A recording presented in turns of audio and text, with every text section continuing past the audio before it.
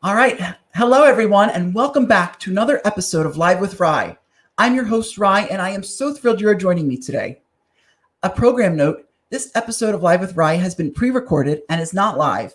It's also a special day because this is the 20th episode of Live with RYE. That's right, 20 episodes. Thank you for all your love and support over these last 20 episodes, and I look forward to so many more. If you're watching on YouTube, be sure to subscribe to my YouTube channel so you never miss an episode of Live with RYE. And be sure to follow me across social media. I love hearing from you, and let's continue the conversation. So I'm at Rye_Myers on Instagram and at Rye the News Guy on Facebook and Twitter. I love hearing from you, and let's continue the conversation. You'll also see my website scrolling across the bottom of the screen as well, RyeTheNewsGuy.com. Head over there to rewatch all episodes of Live with RYE and to see all of my other exclusive content, including the launch of my new production company, RYE Entertainment. You'll also see my Venmo handle scrolling across the bottom of the screen as well. If you are so inclined, please feel free to support the show Live with RYE or my platform, RyeTheNewsGuy.com. I just want to thank you all for your continued love and support throughout all of this. I am eternally grateful and so humbled for all of the love and support. And with that, let's get started and welcome my very special guest for this 20th episode, the president of the Broadway League, Charlotte St. Martin. Hello, Charlotte. Hi, Rye. Great to see you. You as well. It's wonderful to see you too. Thank you so much for doing this. My pleasure. So you undoubtedly have one of the hardest jobs in the industry right now with trying to bring Broadway back while coordinating with the respective unions, producers, and theater owners. It's been a long 10 months for all of us. And I'm not sure if anyone's asked you this, but how are you doing? How are you holding up during all of this? And how have you found joy during this dark time? Well, certainly it's been a long 10 months. And the thing that keeps me going is that I feel very needed. The challenges are multiple and they don't stop.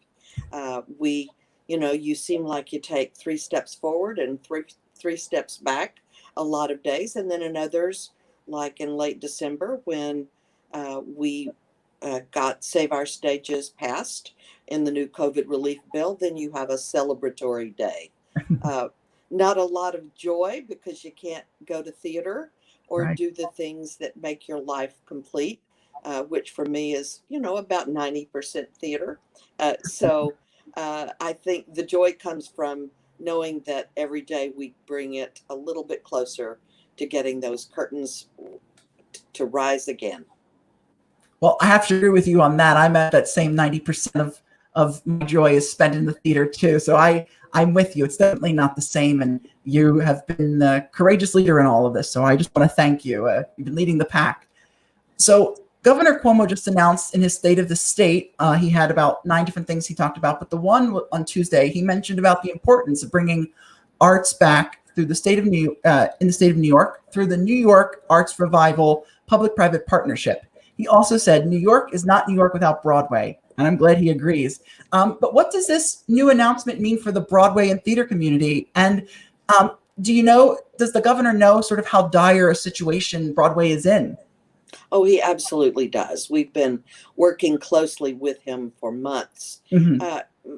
In the first bunch of months, we were clearly working on health and safety protocols, and we still are. And that is the most critical thing that we do with the governor, because we can wish we're back all day long, but he has to say, you can come back.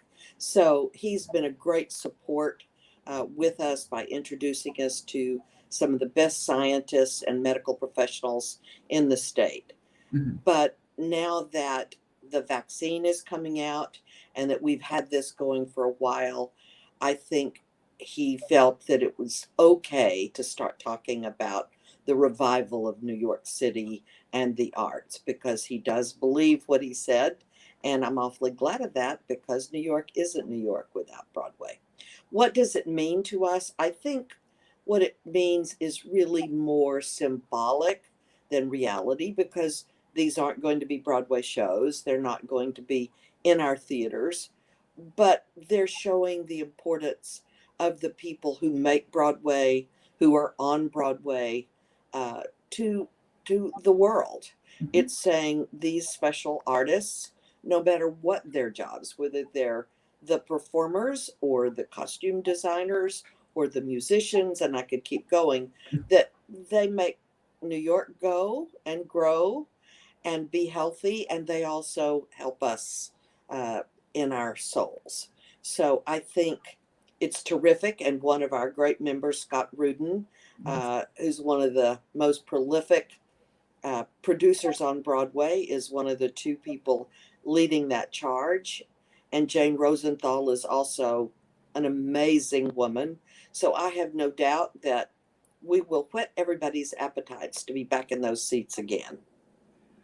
I'm sure you certainly will. I know my appetite has been quite wet and ready to get back in those seats, and any sort of live performance I'm just salivating for. So I can only imagine everyone else's as well. You mentioned about the vaccine, and we now sort of have that out. It's been a slow rollout, but with it out, obviously that gives a little bit of hope for the future. What is your prediction for a Broadway return? Do you think we may see some shows and come back in the late summer, or does fall seem more realistic? And even with the governor granting permission to reopen, what are some of the challenges that lie ahead if he says, we can only come back at, 0.5% or not full percent? Well, I've said from day one, and this comes directly from our members, we can't socially distance, at least not on purpose. And the financial model for social distancing just won't work. If we have to socially distance too much, the shows won't make it. So we have to find other solutions. Now, certainly I was encouraged with his comments about the rapid testing that was done for the Buffalo Bills game. And, one of the first things I predicted early on was I could envision rapid testing being available to certainly the cast and crew, but to the audience. And I think I said they could show up with a certificate or a badge that showed they had been tested recently. I know they're doing that in a lot of places all over the country, not necessarily for 1,500 people in 15 minutes, but restaurants, places like that. So, those are new things. We don't know for sure what shape that will take as we get closer. But certainly, even Dr. Fauci's comments about our getting back potentially in the fall are make us cautiously optimistic. If things go really well and the rapid testing efforts go really well, maybe late summer, but I think we're hoping, we're hoping yesterday, but we're hoping that the fall is the last time we'll have to say we will be there. And there's still some people talking about late summer. So we'll all knock on wood and keep our fingers crossed and hope that happens. I certainly hope that happens too. Yes, keep our fingers crossed. The rapid testing is a big it's a big milestone, a big achievement, because as you said, if they can, it'd be hard, I think, to do it for 1,500 people, but definitely would be great for the cast members to have. And they are starting to do the COVID cards. I know when you get vaccinated, they have that. I don't know how you would, maybe people can have it on their phones, but I do think maybe some large events, or you said restaurants may even require that to get in. And that's a possibility, possibly too. Right. Well, I mean, certainly they're trying a lot of things. Airports now are doing it. So, we've got a good 6 to 9 months before we're talking about actually being in performance. So a lot can happen in that time. And does, when the governor announces theaters to reopen, do you think he will hopefully announce it at full capacity, or might he say, large venues can open at 0.5% or 75%, in which case that Broadway may not be able to function? Well, no, he won't do that, because he's known from day one that we can't do that. As I said, if we had a 25% or 50% capacity, the show would last 2 weeks and it would have to close. The cost, the financial model does not work at socially distanced. And when you see shows close early, unless they were a limited run, it's because they were socially distanced, not on purpose. Yeah, Yes, got that right for sure. So I understand the league has launched a new equity, diversity, and inclusion program. I'd love to know a little bit more about that and sort of what the league is doing to continue its efforts. I know they had a strong effort before, but it's gotten even stronger. I'd love to hear a little bit more about the new equity, diversity, inclusion program. Yes, well, we've had an EDI committee, formerly Mhm. called the Diversity Committee, for about 12 years. And prior to the George Floyd murder, we had 19 different programs that were geared to workforce development, audience engagement, and all of the things that the world is reckoning with now, we were already working on. For example, we started Viva Broadway in 2009, which is an audience development program for the Latinx community, and have had concerts and uh, educational programs and so forth, and have raised the Latinx attendance on Broadway pretty dramatically. We had Let's Do Broadway, which is now being called Black to Broadway, uh, for a while, and we we I would say we have programs that are in the audience development, such as those, plus several others, Mhm. workforce development, and we had some very successful ones, and we're adding more. And then those for changing the landscape, so to speak. We have launched the unconscious bias training for our members, Mhm. and our board made it mandatory for all leadership, which is about 150 people. The rest are voluntary, but we're getting a very strong participation by our members. We will be launching anti-racist training probably end of the first quarter, Mhm. which is significant. And we are hiring an EDI director. I literally signed off on the position description last night. The position's going to be posted very soon, and Oh, we hope to have that person on board by the end of spring so that we can look at everything we're doing, make sure it's relevant today, and also work with our members and their casting crew to make sure that we're listening and that uh, we're making the changes that need to be made. We added two additional people of color to our board in June, and we set up a system where we can add more as we get them as members and as they get active, because everyone on our board has to be very active in the league, yeah. because everybody would like to have that by their name, but Mhm. we need people to work because it's an industry made up of hard work by great people. Yes, it is. And very hardworking people indeed. Where can one go to apply for this position? I know you said you signed off on it. Will it be if somebody was interested in applying? Is there a specific website they would be able to go to apply? Well, they'll need to check back in a couple of days because we Okay. hired a consultant. It's Oh, the Arts wonderful. Consulting Group, and things will be going through them. And I don't have that Okay. final information. I just signed off on the position description, as I said yesterday. Right. So, Oh, uh, wonderful. but it will be on our website Great. to be able to go through them.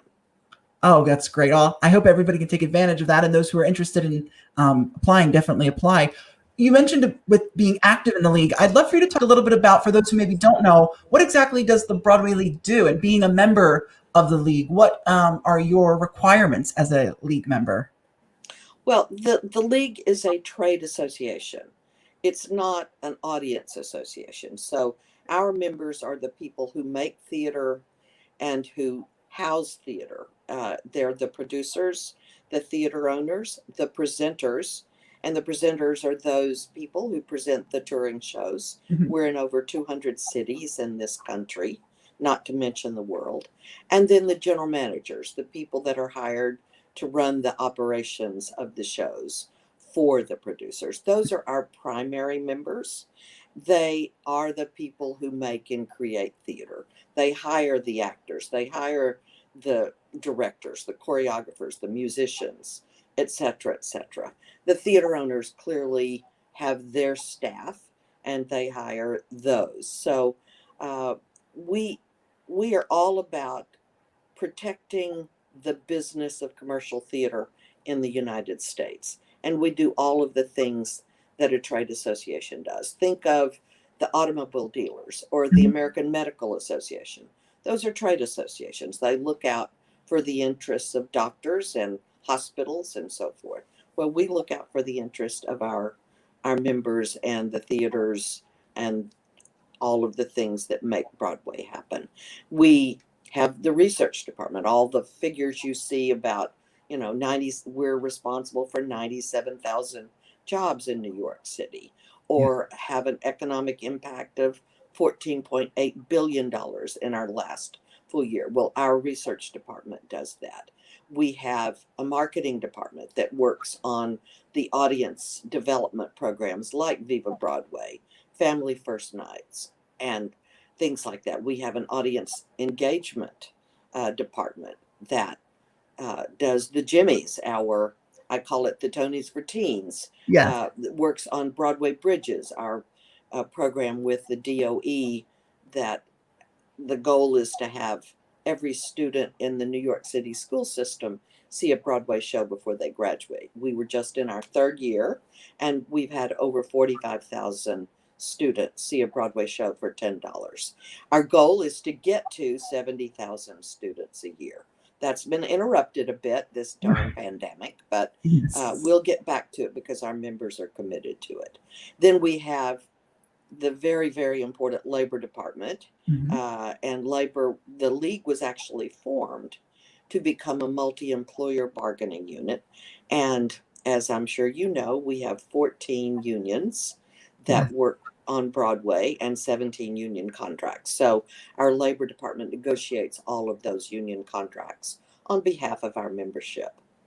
Then we have professional development and education to bring the staff of our members further along in their careers and to help keep our members up to date on the latest uh, things about performing on Broadway. We do conferences, we do that little thing in partnership with the wing called the Tony Awards.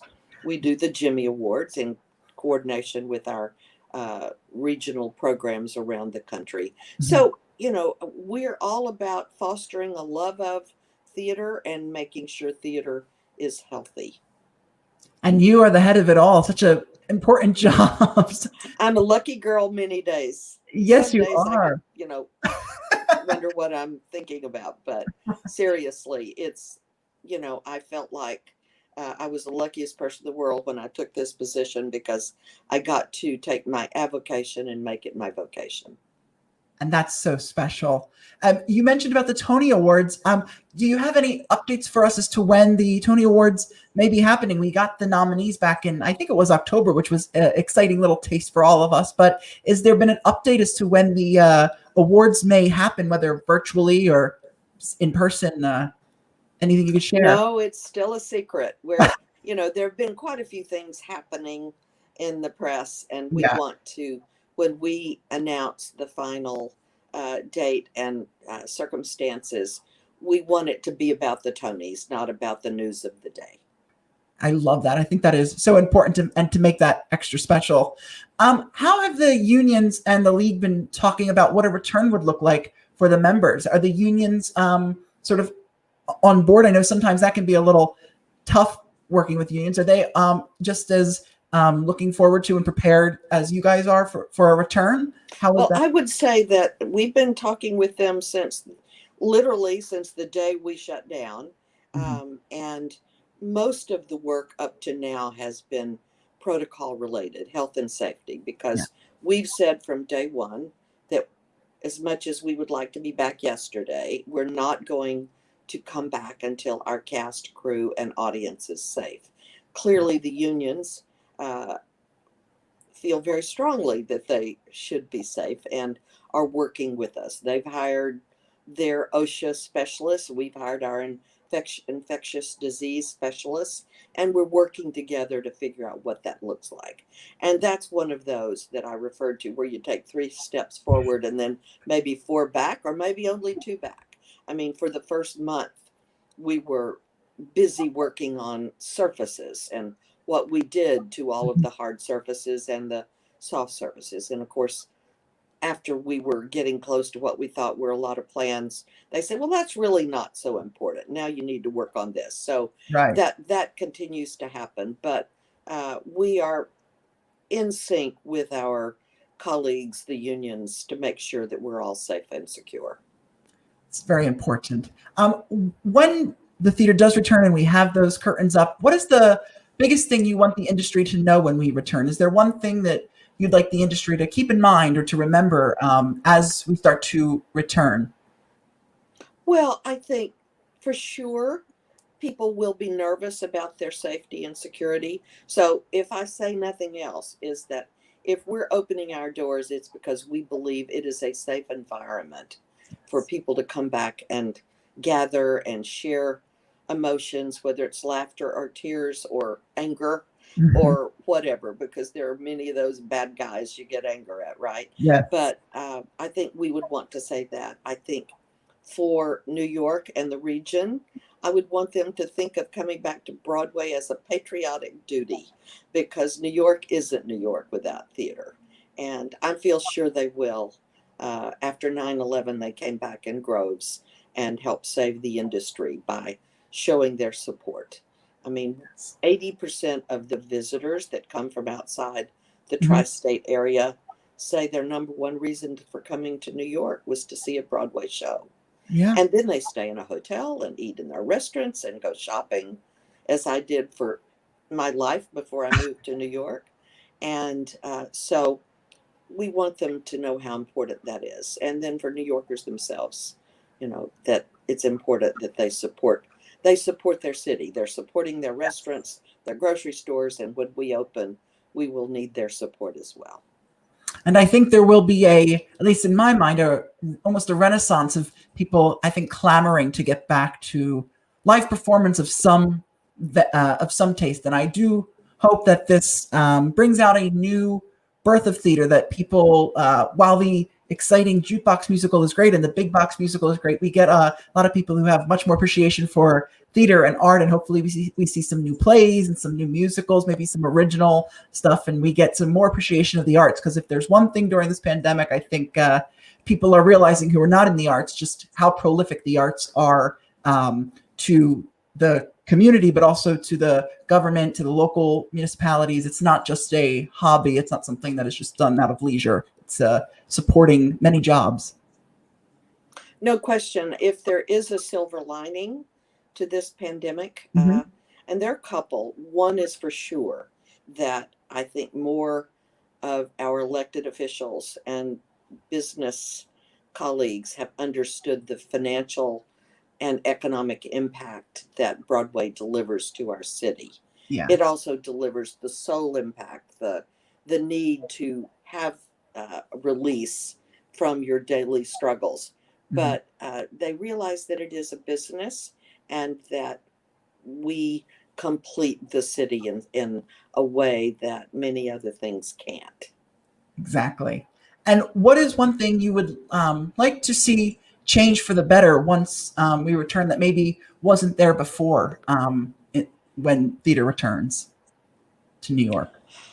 Well, I do think the EDI reckoning is giving us an opportunity to be more open about how Broadway is for everyone. I mean, I felt like we were saying that before. Maybe we didn't say it loud enough. I had 19 programs. There's probably 26 now, right? But I do hope that, I know that our members, I know that the producers, I know that our colleagues in the unions are trying to find ways to change the landscape. And I think that this will give us the opportunity as an industry to do that. I mean, I've never seen any topic in my entire career, forget just Broadway, which is 14 years, but my hospitality career before that, I've never seen a time when everybody got behind an idea. And no matter how fast we're working, I can't do it fast enough, and I can't get enough done because we've also had to furlough a lot of our staff.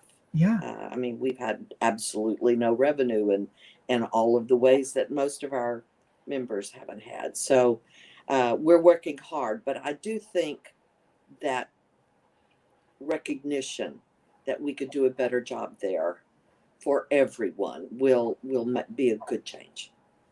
I love that. And we've seen through the pandemic, we've seen a lot of great virtual and digital performances. We've even seen some streaming happening, such as Hamilton on Disney Plus. I believe the Princess Diana musical was filmed for Netflix. Do you think digital and streaming will have a role in theater and Broadway of some capacity once we return? I don't think it will happen right away, RYE. It's very much like social distancing. The financial model for streaming doesn't work. Yeah. I mean, you can take a show like Hamilton that has had great success, and they could afford to take a night and film it, right? And then live stream that film. There are not many Broadway shows that have the ability to do that. Of course.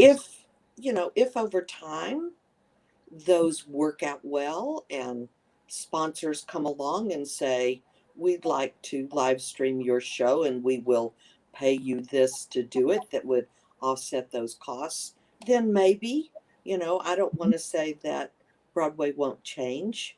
It is a place of tradition, and traditions change slowly on Broadway because people have in their minds, their hearts, their souls, what Broadway is. But we will change. I mean, I got here 14 years ago and we didn't have demand pricing. And that's pretty remarkable. When every airline and every hotel in the country had it, Broadway was just beginning to look at it. It was 50% at TKTS, or that's it. Well, today there's more demand pricing, which does not necessarily mean just high prices. Yes, there are premium prices, but those premium prices allow shows to sell a lot of the unsold tickets at a much lower price. So on any given day, you can get a seat to a Tony Award winning show for under $100, and 50% of the shows would be at that. Yeah. So it's technology will help us all. Yes. Even if we go at it kicking and screaming. Yes, it will. Yes, it will. As we finish here, what advice do you have for the theater community going forward in these next 9, however many months until we can sit in those beautiful seats and watch the curtains rise again on our beautiful shows? What advice do you have for the theater community, both the professionals, the creatives, during this time until we are all back together again? Well, can I have two things? You certainly may. Okay. You certainly may. First of all, we know that many people have been out of work for a long time.